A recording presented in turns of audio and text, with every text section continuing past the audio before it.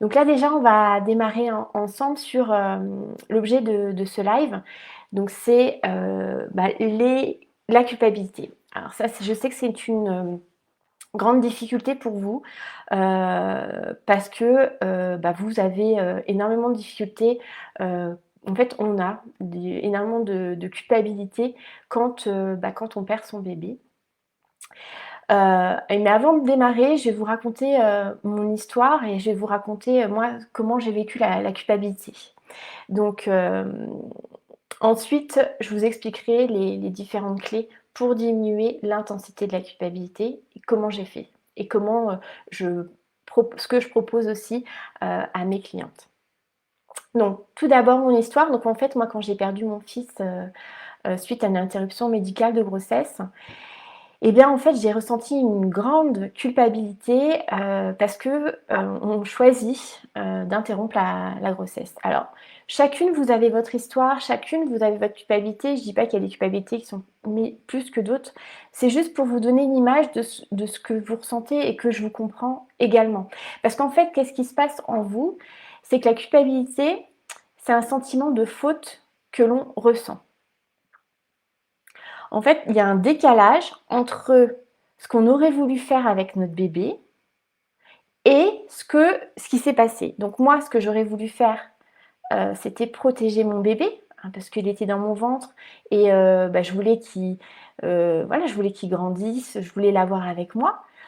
Et en soi, j'ai dû choisir d'interrompre la grossesse parce que pour moi, c'était ce qui était le mieux, je ne voulais pas vivre avec un enfant qui avait un handicap. Enfin, il y avait plein de choses qui faisaient que du coup, j'avais choisi d'accepter l'interruption médicale de grossesse. Et donc en fait, j'étais en décalage entre ce que je voulais en tant que maman, future maman, et ce que je faisais. Et donc ce décalage entre la maman idéale que je veux être et ce que j'ai fait, eh bien, c'est la culpabilité. Donc, plus on est en décalage entre ce qu'on souhaite, ce qu'on idéalise, ce qu'on, ce qu'on veut être et ce qui s'est passé, hein, même si vous l'avez pris en conscience, que vous pensez que c'était ce qui était important pour vous, et c'est ce que je pensais également pour moi, ça n'empêche pas qu'il y a toujours cette part de culpabilité. Donc je ne sais pas si c'est quelque chose qui vous parle. Et quand, quand en fait cette culpabilité, on dit c'est bien, mais faut qu'elle parte, ça sert à rien de te sentir coupable, c'était la meilleure des décisions. Ok, je sais que c'était la meilleure des décisions et peut-être que c'était ce qu'il fallait que je fasse, mais cette pensée, elle est dans ma tête. Je ne peux pas l'enlever comme ça. Elle me traverse, qu'elle soit juste ou qu'elle soit fausse, elle est dans ma tête. Donc si ça te parle, n'hésitez pas à me mettre des commentaires, à me dire si c'est ce que vous ressentez, qu'on puisse échanger, c'est l'objectif aussi du live. Alors des fois le live, moi les commentaires je les vois pas tout de suite, donc je continue par rapport à la culpabilité. Et du coup c'est cet écart entre la maman et ce que vous voulez être. Donc ça c'est extrêmement en fait, c'est important de comprendre que c'est ça qui se passe. Et moi, j'avais pas compris. J'avais pas compris, en fait, quand je le vivais, que c'était cet écart qui était en moi, cet écart entre la maman que je voulais être et ce qui s'était passé. Et donc, c'est ça, ce sentiment de culpabilité. Je l'avais pas compris au début. Et il y a d'autres choses qui est aussi important, c'est qu'en fait, la culpabilité, c'est une émotion qu'on ressent. C'est même pas une émotion, c'est un sentiment parce que ça dure dans le temps. Et en même temps, c'est rattaché à la colère. Je m'explique. Je ne m'étais pas rendu compte quand je le vivais, mais maintenant, avec mon recul en tant que professionnel, en fait, la culpabilité est rattachée à la colère que tu as envers toi. Puisque ce que tu n'as pas fait, cet écart entre la maman d'avant et enfin la maman idéale, pardon, et la maman, qu'est-ce qui s'est passé? Et ce qui s'est passé, les choix que tu as dû faire ou ce qui s'est passé dans ta vie, eh bien, cet écart-là a fait sa culpabilité et c'est aussi toute cette colère que tu as contre toi d'avoir fait ces choix ou d'avoir vécu ça. Donc la colère contre soi, c'est quelque chose qui est aussi extrêmement important de prendre en compte parce que c'est une colère qu'on s'inflige. Je ne sais pas si ça te parle justement, cette colère que tu as envers toi. Alors je vois qu'il y a des commentaires, je vais tenter, je dis bien tenter parce que depuis tout à l'heure, ça ne fonctionne pas, de les regarder. Super, alors vous me voyez, tout va bien, ça fonctionne. Ok, très bien. Donc je continue. Donc vous comprenez bien ce décalage et c'est la colère que tu as envers toi et moi que j'avais envers moi en fait parce que j'avais pas fait ce que je devais faire. J'ai le sentiment d'être en faute et donc je devais me punir. Alors il y avait cette sensation de punition, mais même j'étais extrêmement en colère contre moi parce que c'était arrivé tout ça, parce que c'est pas ça que je voulais et donc tout ça c'était lié. Et ça, j'en avais pas confiance, c'est que la colère que tu as contre toi, c'est lié à ta culpabilité. Et la culpabilité est liée à la colère. Donc tout ça, c'est ce qui est important de comprendre. Donc moi, en fait, quand j'ai perdu mon fils, après avoir avec complètement effondré, rongé par cette culpabilité,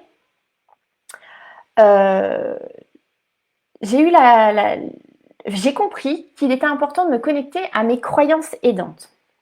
Alors, les croyances aidantes, c'est quelque chose qui est important d'entendre. Alors moi, ma croyance aidante, c'était de me connecter à ma spiritualité. Je vous explique ce qui m'a permis justement d'avancer. C'est alors il y a des personnes qui croient, qui ne croient pas. Je vous parle de mes croyances et puis après, ça fait partie d'une des clés, c'est de trouver vos croyances. Mais mes croyances, c'était que eh bien, mon petit bébé avait besoin... en fait, je pense que chaque être humain, quand il arrive sur Terre, eh bien, il a une âme.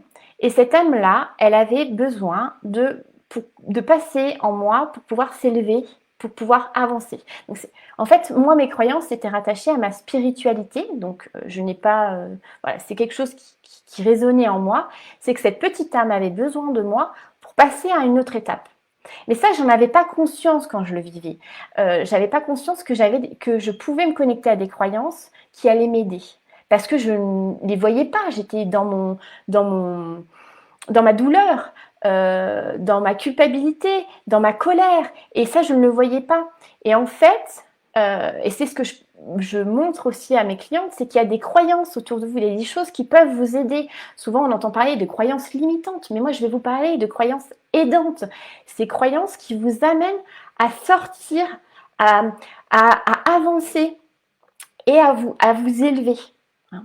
Donc, grâce, en fait, à tout ça, donc à mes croyances aidantes, grâce à mes prises de conscience que, eh bien, c'était cette colère que j'avais en moi, eh bien, j'ai mis en place des exercices qui sont puissants de dissipation de colère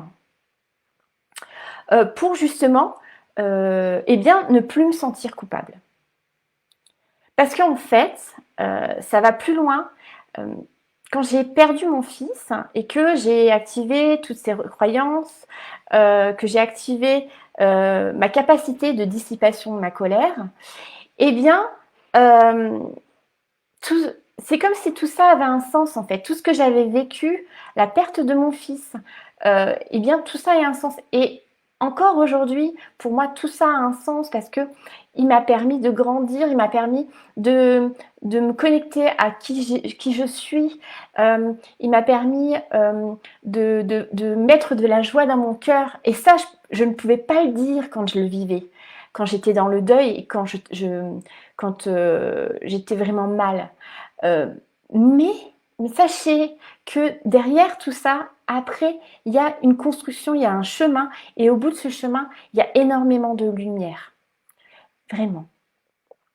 Et donc, là j'ai parlé de moi, mais maintenant je vais parler de vous. Vous, quand vous ressentez justement toute cette culpabilité. Parce qu'au fond de vous, ce qui se passe, c'est que, ce qui se passe, c'est que tu es en colère contre toi.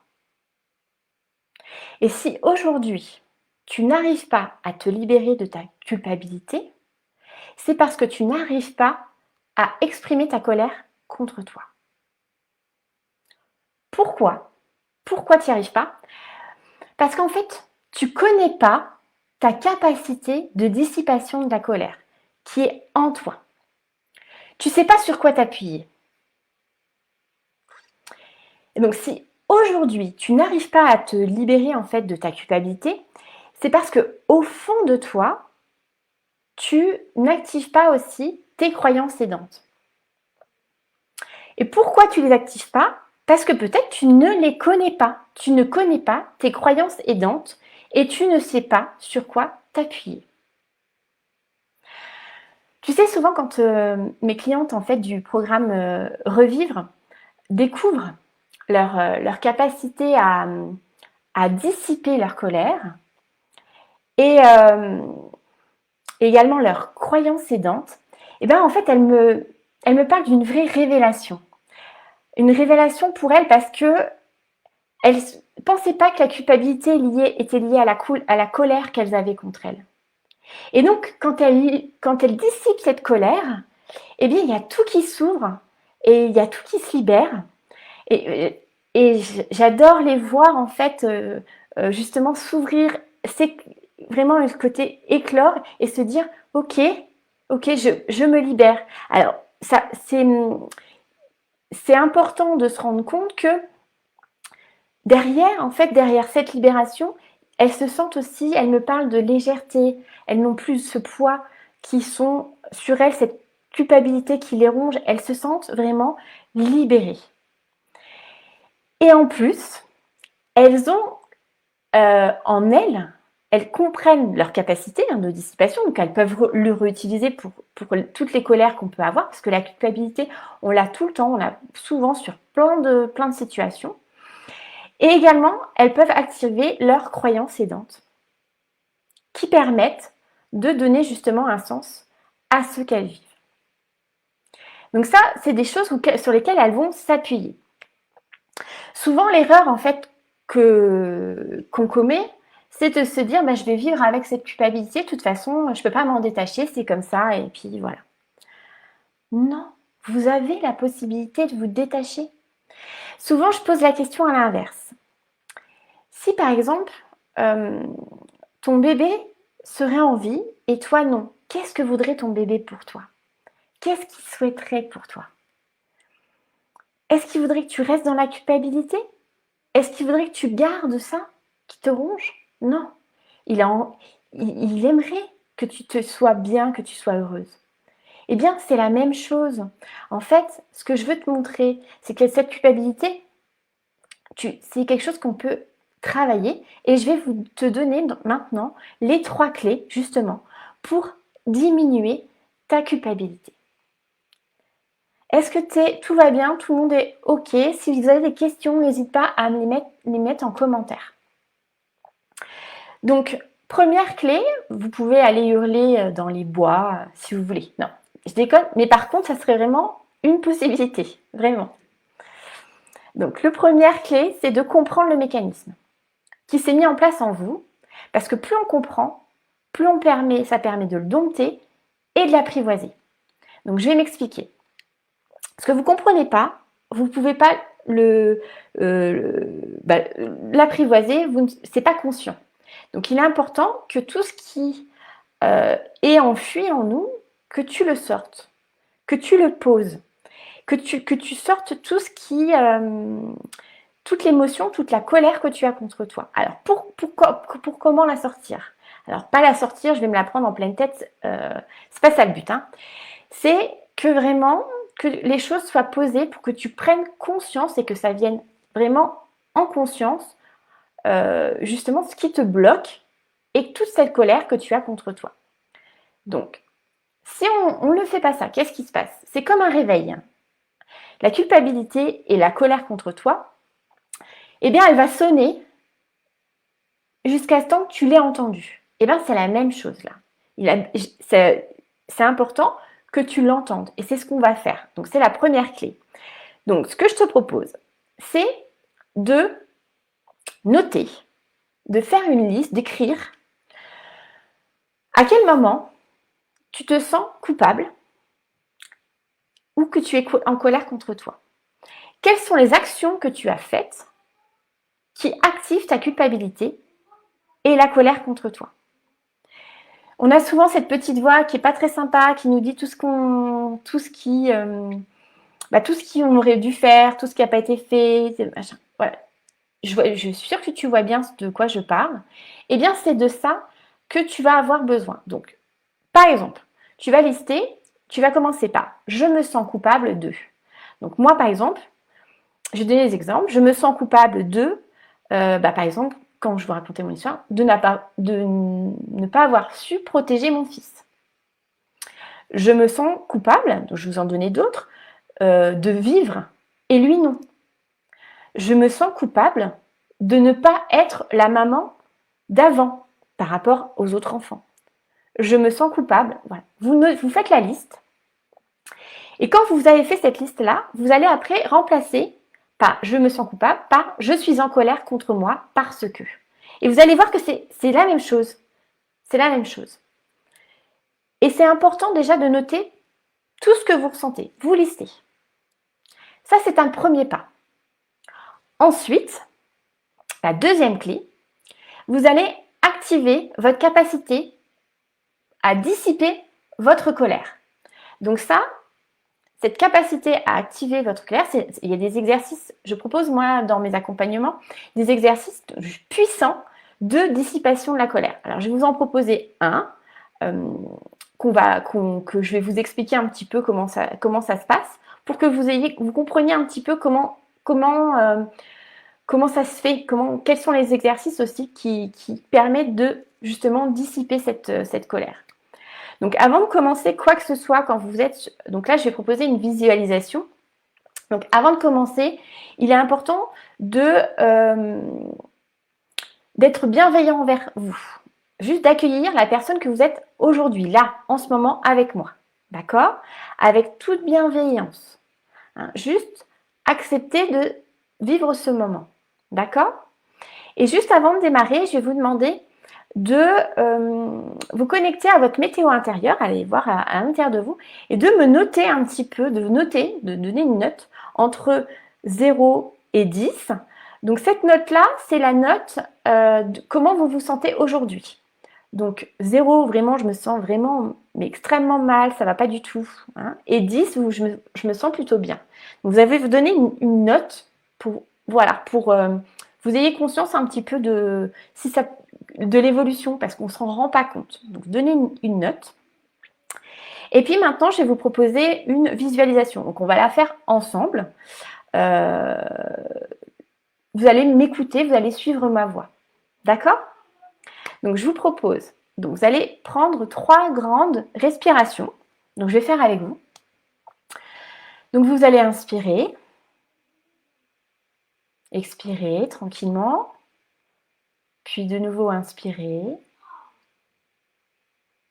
Expirez. Puis une troisième. Et quand vous êtes prête, vous fermez vos yeux. Très bien. Maintenant, vous allez imaginer que vous êtes en bas d'un volcan. Vous êtes tout en bas d'un volcan et vous voyez, quand vous regardez au loin, ce volcan qui est immense, haut. À vos pieds, vous allez regarder, il y a un sac à dos où il y est noté votre prénom dessus. Si vous ne voyez pas, l'important c'est juste de vivre cet instant. D'accord? Acceptez juste de vivre cet instant. Donc, ce sac à dos est devant vous. Vous allez le prendre et le mettre sur votre dos. Puis, vous allez commencer à grimper sur ce volcan. Vous allez monter sur ce volcan. Et au fur et à mesure que vous allez monter, vous allez avoir des difficultés. Devant vous, il y a des petites pierres. Et sur ces pierres sont notées toutes les culpabilités, tout ce que vous avez pu noter, en fait, avant. Alors, même si là, vous n'avez pas eu le temps de noter, juste prendre les culpabilités, se dire, c'est écrit en gros culpabilité sur ce caillou, et vous allez le mettre dans votre sac à dos. Vous allez continuer à grimper, c'est difficile. Mais vous continuez et vous allez mettre un autre caillou qui est noté colère contre moi. Vous allez le mettre dedans. Et puis vous allez également monter. Vous allez arriver en haut du volcan et vous allez jeter ce sac à dos très loin dans le volcan. Et vous allez le voir disparaître. Cette disparition va activer en vous la dissipation de votre colère contre vous. Elle va activer en vous la libération de votre culpabilité. Vous allez vous sentir plus léger. Vous n'avez plus ce poids sur le dos. Vous avez juste cette sensation de légèreté. Maintenant, je vous propose de regarder de l'autre côté du volcan. Sur l'autre versant, il y a un chemin pour redescendre, rempli de fleurs et de couleurs. Vous allez descendre tranquillement sur ce chemin. Avec cette sensation de ne plus avoir ce poids sur vous. D'avoir cet état de légèreté et de paix.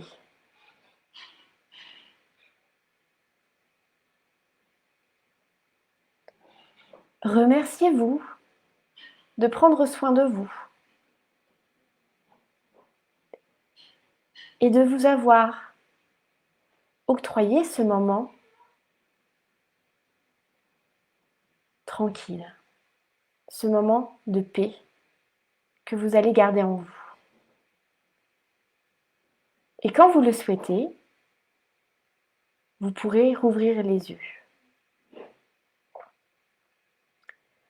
C'est un exercice que je propose, que j'ai fait beaucoup plus condensé que ce que je fais habituellement, mais pour vous montrer comment vous pouvez vous sentir après cette libération. Et qu'il y a juste des exercices, des choses qui vont activer la dissipation de votre colère. Maintenant, ce que je vous propose, c'est de refaire la météo par rapport à tout à l'heure. Est-ce que vous vous sentez pareil que tout à l'heure? Est-ce que le chiffre a bougé? Tout ce qui vient est bon. Il n'y a pas de mauvaise ou bonne chose. Ce qui est important, c'est juste comment vous vous sentez maintenant. Donc ça, c'est la deuxième clé, c'est justement activer votre capacité de dissipation de la colère. Et puis, je vais vous parler de la troisième clé. La troisième clé, c'est le lien avec votre bébé, qui va diminuer entre l'écart de la maman idéale que je vous parlais tout à l'heure et vos actions. Donc cet écart-là, c'est cette culpabilité, c'est la colère que vous avez contre vous. Eh bien, pour diminuer cet écart, il est important d'aller chercher vos croyances aidantes. Qu'est-ce qui, pour vous, peut vous aider à créer ce lien avec votre bébé? Quelles sont les actions que vous avez déjà faites pour votre bébé? Des actions que vous avez déjà faites, mais peut-être que vous avez oublié parce qu'on reste coincé sur ce qui ne va pas. Mais des actions que vous avez pu faire pendant la grossesse. Des choses que vous avez pu faire en partage avec votre bébé, qui vous rapprochaient de la maman idéale. Donc, ce que souvent je propose, c'est d'aller se connecter justement à toutes les attentions que vous avez faites. et créer aujourd'hui de vous mettre en place des actions pour votre bébé, pour être sa maman sans frontières. Alors, comment vous pouvez faire? Eh bien, vous pouvez pas le nourrir, mais vous pouvez vous en occuper au quotidien. Comment? Eh bien, vous pouvez lui parler à haute voix, lui dire ce que vous pensez, tout ce que vous ressentez, dont toutes les choses que vous avez pu écrire sur la clé numéro 1. Et même vous imaginez avec lui, visualiser des moments que vous passez avec lui dans les nuages, dans le ciel, dans tout ce que vous croyez. Allez vous connecter à vos croyances aidantes. Peut-être que vous ne les connaissez pas et justement, c'est quelque chose qui est important d'aller chercher et de nourrir ce lien que vous avez avec lui. Et amener toutes les attentions que vous pouvez faire pour lui. Avec ce lien sans frontières, une maman sans frontières. Vous pouvez aussi vous connecter par la pensée ou en lui écrivant si c'est plus simple. Et pouvez, même si vous en avez ressenti le besoin, lui demander pardon. Parce que des fois, comme on a cette sensation de faute, eh bien, on a besoin de se faire pardonner. Eh bien, vous pouvez demander pardon à votre bébé. Même si la sensation de faute, elle n'est pas réelle. J'ai jamais dit que tout est en fonction de ce que tu ressens, toi, en fait. C'est ça qui est important. Donc, si tu ressens que ta faute, que tu as cette faute, eh bien, il est important de faire, justement, d'échanger avec ton bébé sur le pardon. Donc, ça, c'est sur quoi je travaille avec mes clients, justement, sur les croyances aidantes qui vont te faire du bien et qui vont t'aider. Donc, mon programme, en fait, Revivre, répond à toutes ces attentes pour justement diminuer l'intensité de la culpabilité. Car mes clientes mettent en action 1. Leur capacité de dissipation de la colère et 2. Révèlent leurs croyances aidantes et ainsi diminuent ce sentiment de culpabilité qui ne les ronge plus. Elles m'expliquent donc qu'elles sont plus légères, qu'elles sont dans quelque chose qui les libère et elles peuvent honorer. Elles me parlent aussi de ce fait que, en fait, en ayant fait le programme, elles peuvent honorer leur bébé en se sentant mieux et en créant un nouvel élan de vie.